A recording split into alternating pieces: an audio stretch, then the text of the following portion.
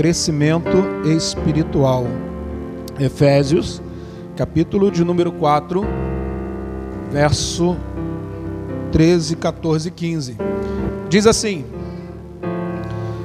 até que todos cheguemos à unidade da fé e ao conhecimento do Filho de Deus, a homem perfeito, medida e estatura completa de Cristo, para que não sejamos mais meninos inconstantes, levados em roda por todo o vento de doutrina, pelo engano dos homens, que com astúcias enganam fraudulosamente.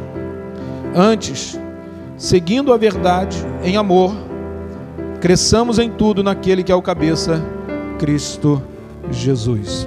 Amém? Cresçamos em tudo naquele que é a cabeça, Cristo Jesus. Bom, a palavra do Senhor, querido, ela vem nos dar uma direção, ela vem nos mostrar um caminho que nós, muitas das vezes, deixamos de valorizar ou de perceber, que é o crescimento espiritual. Nós precisamos amadurecer, crescer, evoluir espiritualmente. Na nossa vida natural, ela é formada de crescimento. Nós crescemos, nascemos, né? Começamos a engatinhar, daqui a pouco estamos andando, correndo. Nós crescemos naturalmente. E isso é importante para uma vida sadia. Falando de vida secular, o crescimento é importante para uma vida sadia, para uma vida perfeita, para uma vida produtiva. O crescimento, querido, secular, o nosso crescimento natural, ele é muito importante para que nós possamos desenvolver tudo aquilo que a vida tem para nos dar. Não tem como alcançarmos algo na nossa vida se nós não crescermos naturalmente, se nós não evoluirmos naturalmente. E não é diferente na vida espiritual. Por isso Paulo está escrevendo aos Efésios para que possa haver um despertamento, para que possa haver um posicionamento para crescer, para evoluir, para que eles não viessem ficar ou para que eles não viessem continuar da mesma maneira. Se você for reparar em toda a Bíblia, Deus, Ele almeja, Ele planeja um crescimento. De Gênesis a Apocalipse, você vai ver que Deus está sempre levando o seu povo a crescer, a evoluir. E nós, como crentes em Cristo Jesus do século 21, nós temos que aprender e buscar a evolução. Porque isso não é algo, querido, que vai acontecer naturalmente. O nosso crescimento espiritual, o nosso crescimento não acontece naturalmente. Nós temos que buscar, nós temos que lutar, nós temos que batalhar para crescer. E crescer, querido, muitas das vezes dói. Crescer machuca. Crescer traz algo que nós muitas das vezes não queremos deixar ou não queremos adquirir. Os mais antigos, né, quando os jovens estavam crescendo e sentiam algum tipo de dor, talvez o pastor Marcos é desse tempo, que sentia dor, aí os pais falavam o quê? Tem uma senhora aqui, tá vendo? Glória a Deus. Brincadeira, tá, irmã? A dor do crer. Quem já ouviu falar isso aqui? Então crescer dói. Crescer dói. Mas é necessário ter a dor do crescimento. Aí o que Paulo vem falar? Até que todos chegamos à unidade da fé e ao conhecimento do Filho de Deus, a homem perfeito, à medida da estatura completa de Cristo, para que não sejamos mais meninos inconstantes. Paulo ele vem fazer um paralelo, ele vem fazer, dar um exemplo de um homem que chega a uma estatura, de um homem que chega a buscar a plenitude, de um homem que busca o crescimento e de um menino inconstante. Se nós formos ver, a diferença ela é gritante. A diferença ela é muito grande de um menino inconstante para um homem ou para uma pessoa que está buscando uma estatura, que está buscando um crescimento. Nós podemos fazer um paralelo aqui de uma criança, né, que talvez tenha aí a sua idade muito nova, que é muito inconstante, ou que é muito sem preocupações, ou que é muito que quer as coisas na hora que ela quer, ou que é muito que tem que ser do jeito que ela quer. Quem tem filho sabe muito bem disso. Quem tem filho sabe muito bem que a criança, que o menino é impulsivo, que o menino, que a criança, ela é espoleta, que ela não para, ela não pensa nas consequências, sim ou não? Amém ou não amém?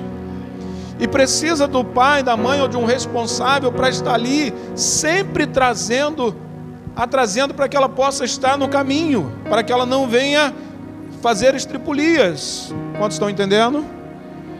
E a nossa vida espiritual, querido, ela precisa sair desse patamar. A nossa vida com Deus, ela precisa avançar. Nós não podemos estar sempre na presença do Senhor, fazendo estripulia, fazendo aquilo que nós queremos, agindo inconsequentemente, precisando sempre do Senhor estar do nosso lado, nos trazendo para o caminho que Ele quer. Nós precisamos crescer. Quem pode dar glória a Deus? Tem um ditado que diz, né? Vinde como está. Quem já ouviu falar isso? Isso não está na Bíblia não, tá, gente? Isso não é Bíblia não. É difícil pregar aqui. É difícil pregar nesse lugar. E as pessoas pegam esse, né? O crente pega esse ditado, vinde como está. Não, Jesus falou, vinde a mim todos que estáis.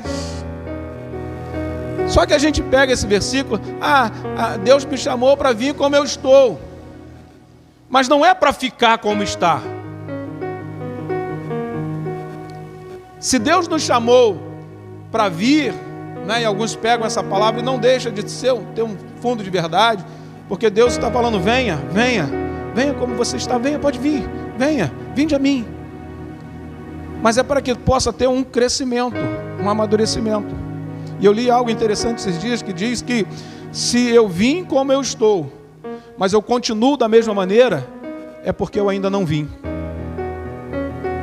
E eu parei para pensar, eu falei, não é que é verdade? Se eu vim como eu estava, e eu estou da mesma forma, então é sinal que eu ainda não vim. Porque quando eu venho realmente, quando eu me proponho a caminhar com Deus, automaticamente Deus ele vai promover no meu coração, na minha mente, nas minhas atitudes, um amadurecimento. Oh glória! A quanto de distância você está do dia que você veio? Pastor, mas eu tenho 30 anos, não importa. Tenho 50 anos de evangelho, não importa. O quanto distante você está do dia em que você veio. O quanto você já amadureceu. O quanto você já evoluiu espiritualmente. Você vê que uma criança, irmãos, ela não gosta de ser contrariada. Uma criança contrariada, ela faz birra, ela faz manha, ela chora sem sair uma lágrima do olho. Você já viu isso?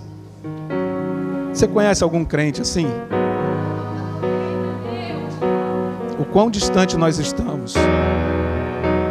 Irmãos, eu não vim aqui para doutrinar, eu não vim aqui para dar cajadada, não vim nada não é nada disso. Eu vim aqui só trazer aquilo que o Senhor colocou no meu coração. Amém? E essa mensagem eu vou pregar domingo lá na minha igreja. Se você quiser ir lá, pede permissão ao pastor Marcos. Você vai lá que eu vou pregar essa mensagem domingo lá na igreja. O quão distante nós estamos do dia em que nós viemos. O quão nós estamos para receber um não. O quanto nós estamos abertos para receber um não. O quanto nós estamos maduros para que a nossa vontade não seja feita. O quanto nós estamos confiando no Pai, no Deus que zela, no Deus que sabe o que é melhor para a minha vida e para a sua vida. O quanto nós confiamos e descansamos nele, para quando ele falar assim, não meu filho, não quero que você vá, e nós falarmos: glória a Deus, porque eu sei que tu tens o melhor para mim. O quanto não podemos mais ser meninos inconstantes, como diz aqui, levado por todo vento de doutrina. Meninos que olham algo que lhe favorece e opa, estou dentro. Meninos que olham algo que não lhe agrada e batem um ombro e falam: não, isso aí não é comigo. Deixa com a minha liderança, deixa com o meu pastor, deixa com a minha pastora, deixa com aquele irmãozinho que mora lá perto da igreja. Isso não é para mim. Não. Nós precisamos ser homens, mulheres, crescer na presença do Senhor. E devemos buscar esse crescimento. Quer ver um outro texto interessante que diz a palavra do Senhor? Não precisa abrir, eu vou ler para você.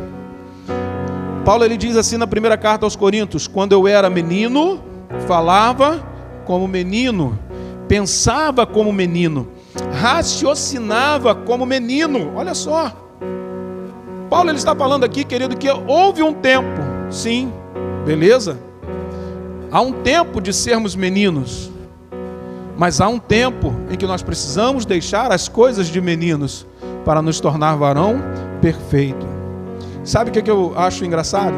Que alguns chegam para mim e falam assim: mas pastor, varão perfeito só lá na glória. Sim, querido, lá vai ser a perfeição, a nata da perfeição. Mas você não pensa que vai sair daqui menino e chegar lá varão perfeito, não. Tem uma caminhada, tem um crescimento, tem um amadurecimento. Como assim, pastor? Eu vou clarear um pouquinho mais para você. Você tem teu filho de 10 anos. Você não vai dar coisa para o teu filho de 10 anos para aquele que tem 20 anos. Você não vai pegar coisas que um adolescente, um jovem de 20 faz e mandar uma criança de 5, 6, 10 anos fazer. Quantos estão entendendo? Sabe o que eu entendo com isso aqui, querido? Tem coisas na minha vida e na sua vida que Deus quer derramar do céu sobre a nossa casa, sobre a nossa família, mas eu e você ainda estamos lá atrasados na idade espiritual. Posso ouvir um glória a Deus? Mas por que o irmão ora? Por que o irmão sente? Por que o irmão é abençoado? E eu não sou? Porque eu ainda não estou preparado espiritualmente para receber aquilo que Deus tem preparado, porque Deus já tem preparado. O que me chama mais atenção é que Ele não vai preparar, Deus já tem preparado. Então por que eu não recebo, pastor? Eu preciso crescer, eu preciso amadurecer, eu preciso, me firmar. Como Abraão, que Deus chamava e ele dizia: eis-me aqui. Abraão faz isso: eis-me aqui. Abraão vai ali: eis-me aqui. O quanto eis-me aqui você tem dito para o Senhor? O quanto eis-me aqui você tem dito para os seus pastores? O quanto eis-me aqui você tem dito para a sua liderança? O quanto eis-me aqui você tem dito para o irmão que está do teu lado, que muitas das vezes precisa de você? O quanto você pode dizer para o Senhor: Senhor, eu tenho crescido, eu tenho amadurecido, pode contar comigo, eis-me aqui. Eu raciocinava, eu pensava como menino, eu agia como menino, mas agora me tornei homem e deixei as coisas de menino. Oh, glória! Sabe, um crescimento espiritual, nós podemos entender que nós podemos descansar no Senhor. Que ainda que as coisas aconteçam não da nossa maneira, não da maneira que nós queremos, acontece sempre da maneira que Deus quer. Esses dias aconteceu algo na nossa vida, que alguém falou: mas pastor, que pena, né? Eu falei: não, que pena não, querido. Glória a Deus. E não é hipocrisia, sabe por quê? Porque aos olhos humanos era algo muito bom, mas não aconteceu. E algo muito bom humanamente falando que não acontece, glória a Deus. Algo muito ruim que acontece, humanamente falando, glória a Deus. Isso mostra um amadurecimento. Isso mostra uma evolução. E que Deus espera isso de nós. A Bíblia fala que o menino Samuel, ele ia crescendo. Aonde que Samuel ia crescendo? Vamos pegar o contexto da história. A Bíblia fala que Samuel ia crescendo no meio de um povo que estava corrompido. Samuel ia crescendo no meio de um sacerdote que já não estava mais obedecendo a Deus. Mas o texto vai dizer que ele ia crescendo e ia se tornando tanto agradável aos homens quanto a Deus. Então não tem desculpa para não crescer.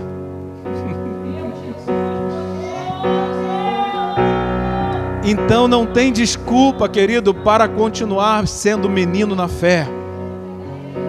Ah, porque a situação, pastor. Ah, porque o fulano. Ah, porque o Beltrano. Não. Não se importe com isso. Busque ao Senhor, cresça em Deus, amadureça em Deus. Samuel ia crescendo e ele ia se tornando agradável, tanto aos homens quanto a Deus.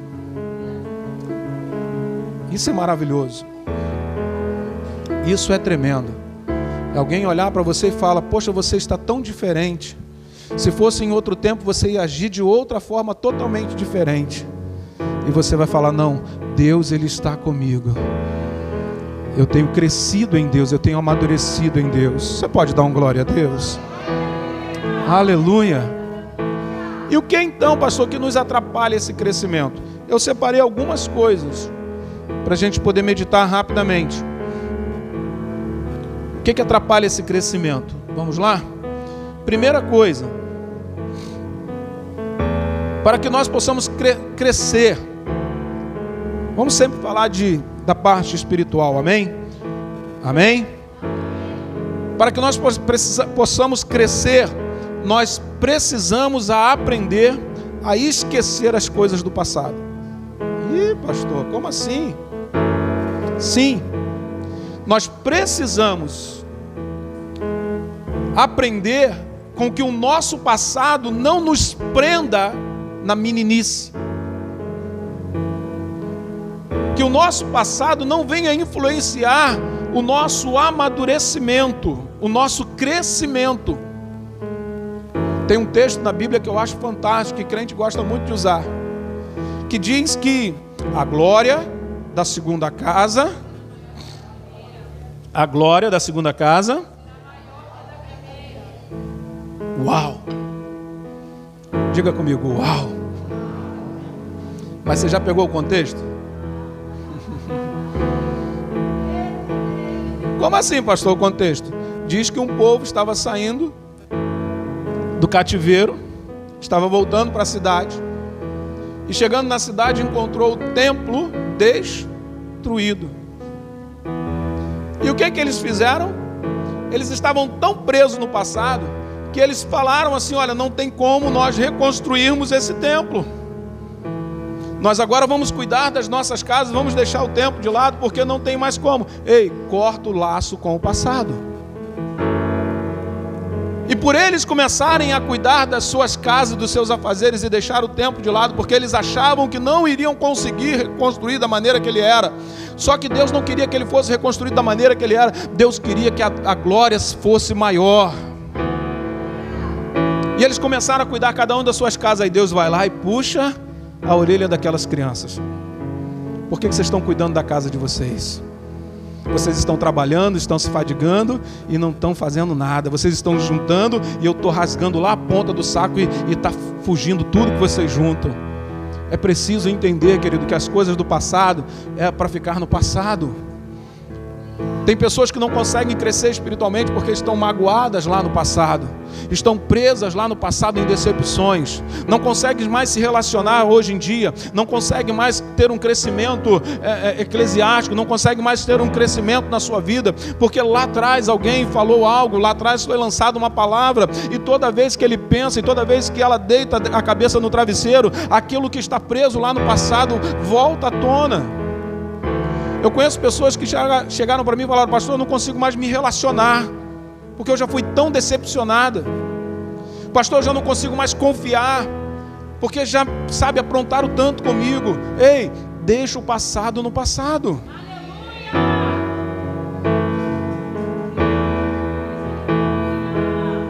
Oh.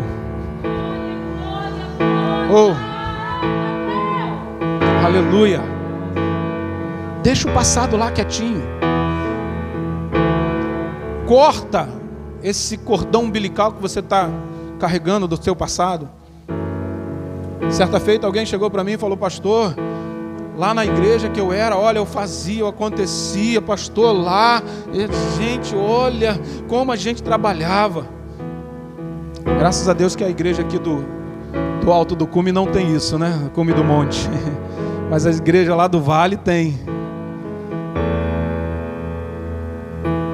E a gente fica olhando assim e fala: mas tá, e aí? E hoje? O que eu vou fazer hoje? Tem pessoas saudosas com vidas que viveram: ah, pastor, se fosse naquele tempo, olha, eu era bem, sabe, abastado, eu tinha bastante, eu não me preocupava.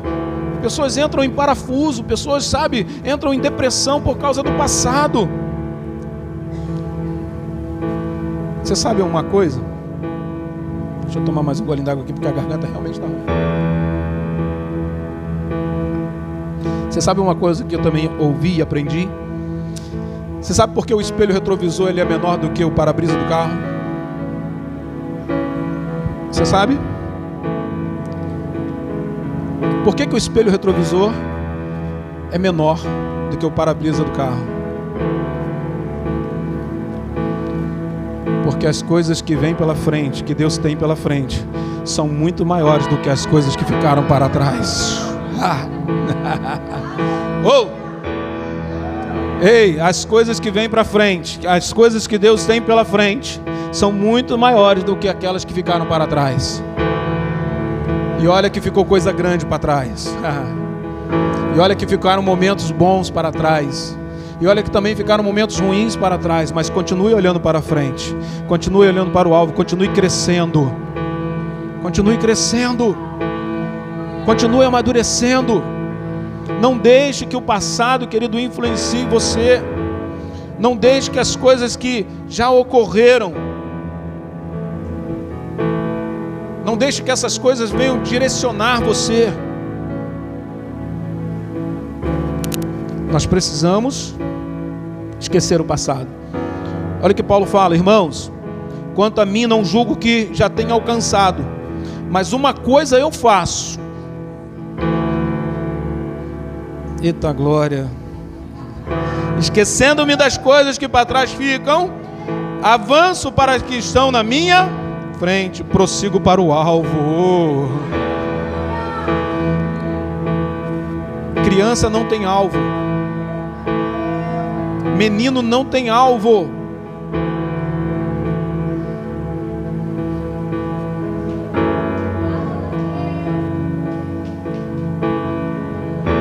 Mas quem cresce espiritualmente tem um alvo. Oh, você está entendendo? Não seja aquele crente que quando vier um problema, chega para o seu pastor e para a sua pastora: eu vou dar um tempo da igreja, sabe por quê? Porque eu estou com um problema. Não perca o alvo. Não perca o alvo. Não seja aquele membro que quando o pastor te deslocar de um lugar para o outro, ou falar assim: não, hoje não, fica aqui um pouquinho aqui, aprende mais um pouquinho, fala: não, eu vou pegar minhas malas, minha bagagem, eu vou pegar os meus brinquedos e vou embora. Não, você tem um alvo. Você tem um alvo. Nós temos um alvo. Eu esqueço das coisas que para trás ficaram, prossigo para o alvo, pelo prêmio da soberana vocação de Deus em Cristo Jesus.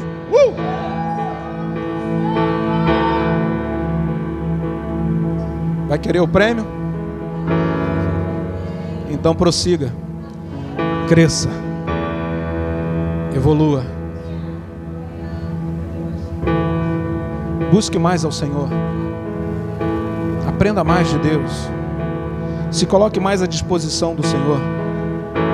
Nós precisamos, como amadurecidos, precisamos aprender a esperar. E é o mal desse tempo, ninguém quer esperar. Antigamente, como é que nós nos comunicávamos? Não precisa ser muito tempo atrás não, que eu não vou lembrar. Como é que nós nos comunicávamos antigamente? Através de carta. Aí inventaram o tal, depois da carta, do Sedex. Depois o fax. Aí quando você tinha uma carta ou algo importante, você mandava por Sedex. Acho que nem era Sedex o nome, era um outro nome. Telegrama. Oi, irmã. Eita glória. Já mandou muito telegrama, né, irmã? Que bênção. Que bênção. Era muito importante, não dava para mandar por carta, era por telegrama. Aí falaram assim, não, o telegrama também demora, vamos inventar o fax. Não, o fax está demorando, o telefone. Né? Se a gente for um pouquinho mais atrás, era sinal de fumaça, né, irmão? Ia lá a fumaça, tá falando que é pra gente ir lá, ó.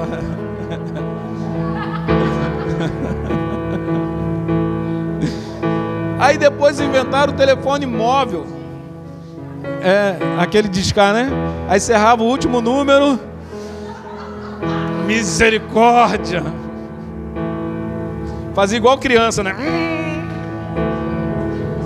Vamos avançar. Aí inventaram o telefone celular. Desse tamanho aqui, né? Esse celular. O pastor Marco andava até meio de lado com o celular, né? Só tinha 5 pessoas em Itaguaí que tinham. Uma delas era o pastor Marcos. Aí eles combinavam de ficar ligando um para o outro. Aí falaram assim, não, o telefone está ultrapassado. Aí inventaram o tal do Nextel. Né? Não tem como errar. Acredita, irmãos, o Nextel ficou ultrapassado. Aí inventaram o tal aqui do 3G, 5G, não sei quanto G. Né? Era o bipzinho, tinha o bip também. Nós estamos sendo criados para ter as coisas imediatamente. Hoje você não quer sair de casa para pedir uma comida, você liga, o cara leva lá na sua casa. Antigamente tinha que acender a lenha, deixar, se demorar briga, né? Chegou frio. Nós precisamos aprender a esperar. Sim, tem um pessoal aí que diz, não, o Deus de já, Ele vai fazer agora. Ei, não é agora, é na hora dele, é no tempo dele. Eu estou tanto tempo esperando uma bênção, espera mais um pouquinho. Se a bênção está demorando, espera só mais um. Eu vou sair da igreja porque não chegou a bênção. Eu vou sair da igreja porque eu não recebi a oportunidade. Eu vou sair da igreja porque eu não fui reconhecido. Olha, eu fiz tanto lá na igreja do pastor Armando e o pastor Armando não falou um ai de mim. Eu vou sair da igreja. Aprenda a esperar.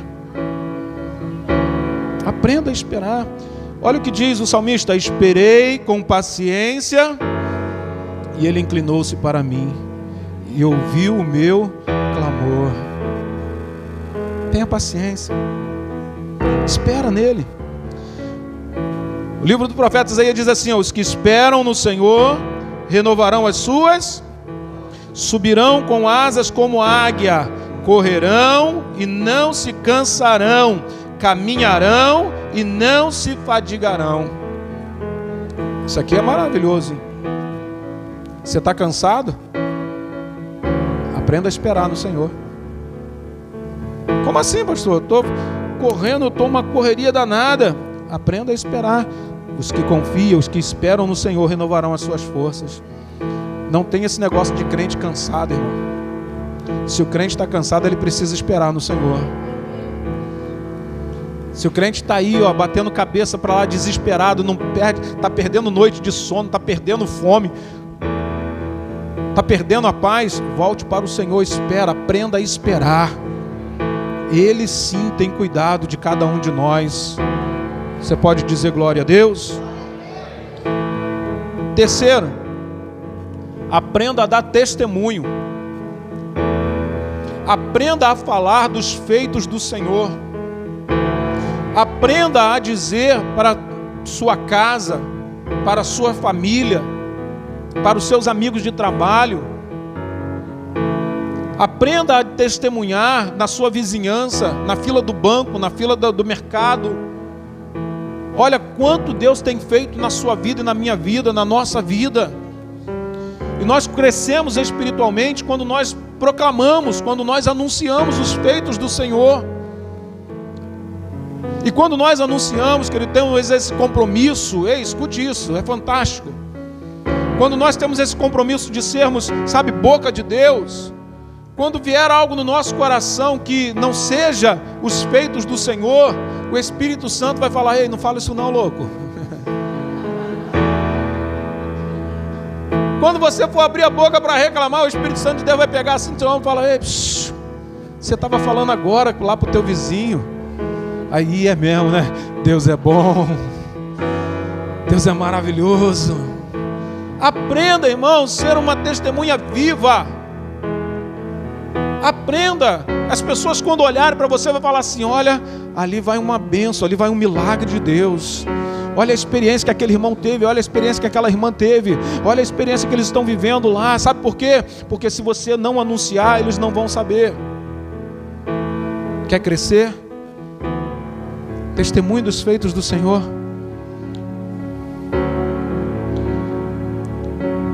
Quarta coisa, 8h20, pastor. Pode ir embora. Aprenda a perdoar. Posso ouvir um glória a Deus? Aprenda a perdoar. Quem não perdoa, não cresce. Aprenda a liberar perdão. Mas pastor, ele me magoou muito. Mas o perdão não é para ele, o perdão é para você. Sabe aquele negócio? Eu não tenho mágoa, eu não tenho... Mas eu bem lembro lá na 5ª série. Você furou a fila da merenda. Quando chegou da minha vez, acabou. Sabe, tem pessoa que é assim, né? Eu acho mais difícil para perdoar é para a mulher, né? Para as esposas. Porque qualquer coisinha que aconteça, ela logo vem e fala: olha lá, naquele dia você falou isso de mim.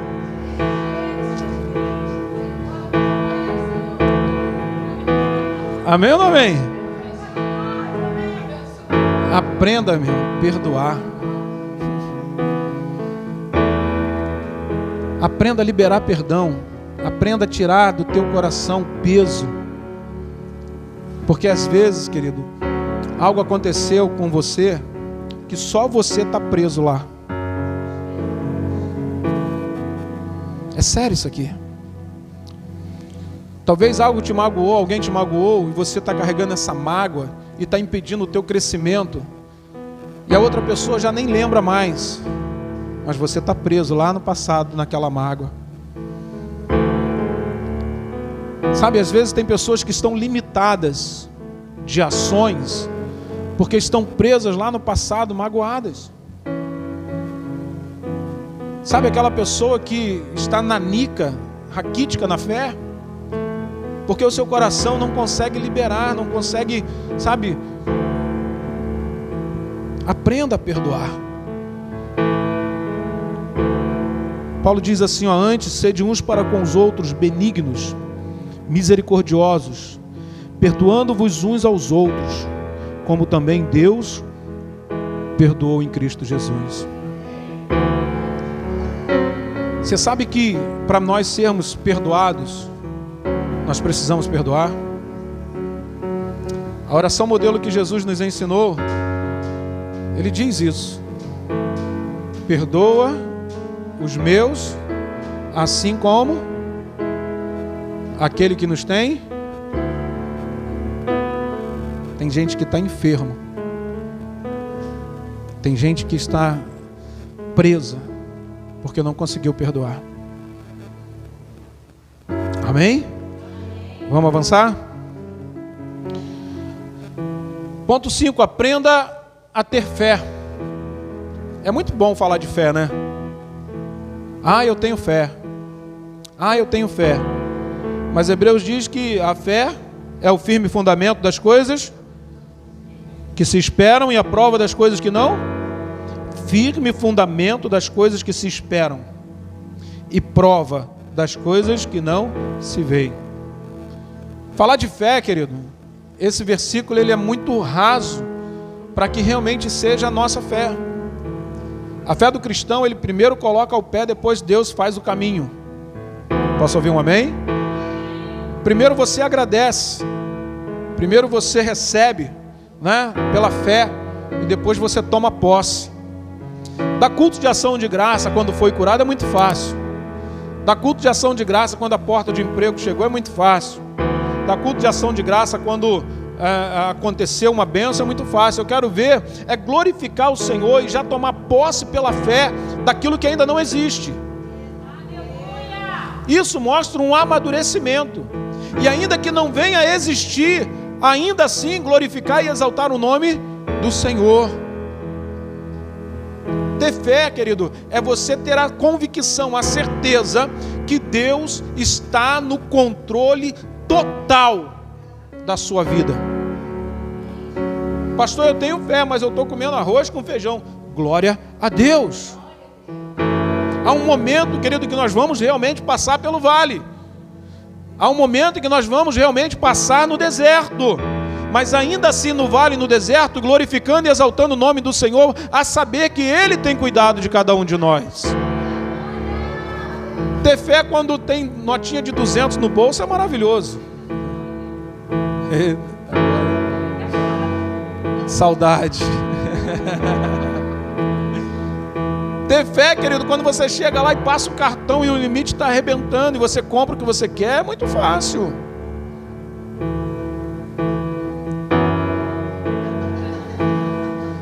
O justo viverá pela fé, né? Agora o negócio é ter fé quando está sentenciado a ser jogado na cova dos leões. O negócio é ter fé quando você não nega o seu Deus e fala, não vai negar, então vai para a fornalha 7 vezes mais. O negócio é ter fé quando Deus fala para Abraão, leva o teu filho e oferece. E Abraão, no pé do monte, ele fala para os servos, fica aqui que eu e o menino vamos adorar e voltaremos. A medida da tua fé, ela equivale à medida do teu crescimento.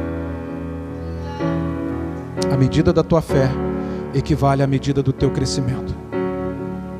Tenha fé, exerça fé, caminhe por fé, viva por fé, em nome de Jesus. Aprenda a orar. Orar, querido, é muito mais, muito além do que pedir. Tem pessoas que acham que orar é pedir. Tem pessoas que acham que orar é pedir um Deus que é dono de um banco. Deus, eu estou precisando pagar aquela conta. Deus, eu estou precisando daquele emprego. Orar está longe de pedir. Você lembra da vida de Jó? Deus mudou a sorte de Jó quando Jó orava pelos seus amigos.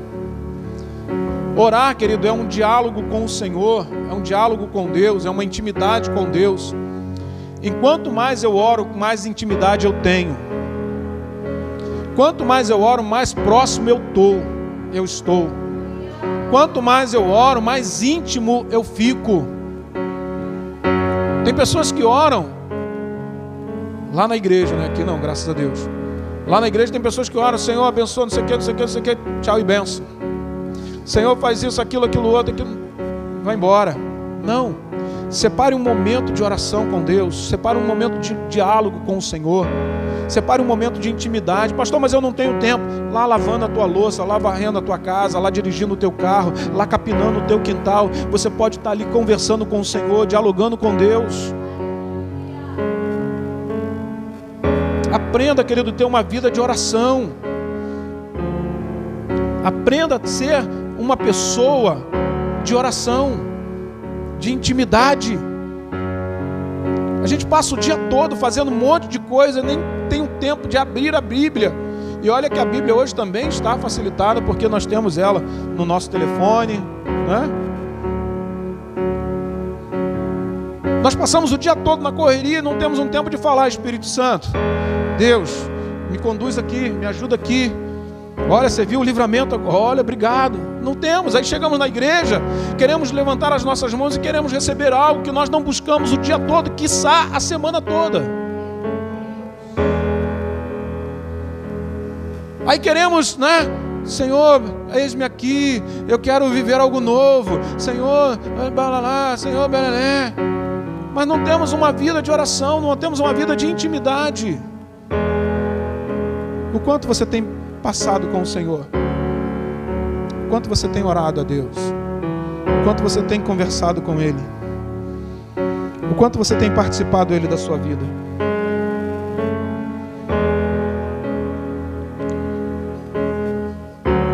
Para a gente encerrar 7, aprenda a ter uma vida com o Espírito Santo. O Espírito Santo de Deus é uma pessoa. Ele é real, assim como eu e você. Hoje nós vivemos na dispensação do Espírito Santo de Deus. Quem é que nos convence do pecado, do juízo e da morte? Quem é que nos convence hoje que Jesus Cristo é o Filho de Deus? Quem é que intercede hoje por mim e por você, com gemidos inexprimíveis? E o quanto você participa Ele da sua vida? O quanto eu participo do Espírito Santo de Deus da minha vida? Aprenda, querido, você é templo do Espírito Santo de Deus. O Espírito Santo de Deus habita dentro de você. E nós precisamos fortalecê-lo, nós precisamos engrandecê-lo dentro de nós, para que nós venhamos vencer a nossa eterna luta da carne contra o Espírito. Esse negócio aí que a carne é fraca, isso é balela. A carne é fraca quando o Espírito está forte. A carne é fraca quando o Espírito está governando.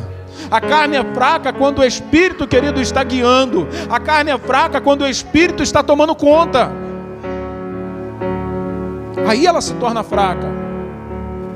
Aprenda, querido, que o Espírito Santo de Deus, Ele quer mais do que interceder, Ele quer participar. Aprenda que o Espírito Santo de Deus, Ele quer mais do que te mostrar o caminho, mas Ele quer estar com você durante o caminho. E é fantástico, irmão, é fantástico, você tem experiência com Ele. Eu estou aqui chovendo no molhado, porque é fantástico quando você está ali, o Espírito Santo de Deus está te envolvendo, o Espírito Santo de Deus está te conduzindo, o Espírito Santo de Deus está ali te acalmando, o Espírito Santo de Deus está ali te motivando, o Espírito Santo de Deus está ali te incentivando. Isso é fantástico. E você fala: como que eu consegui isso? Não foi de mim, foi o Espírito Santo de Deus. Uou! Quer crescer? Quer amadurecer espiritualmente? Tem uma vida ligada com Ele. Tem uma vida cheia do Espírito Santo de Deus. Aí nada vai te aborrecer. Aí nada, querido, vai tirar você, vai tirar o teu foco. Aí nada vai ficar no teu coração como marcas do passado. Aí nada vai impedir você de ter fé. Sabe por quê? Porque você é cheio do Espírito Santo de Deus, querido, você é imbatível em nome de Jesus. Sim, sim. Você e o Espírito Santo de Deus é a maioria. Ninguém vai te parar. Ninguém vai se atrever a atravessar o seu caminho, porque o Espírito Santo de Deus habita em você. O Espírito Santo de Deus é aquele que te conduz. O Espírito Santo de Deus é aquele que te fortalece.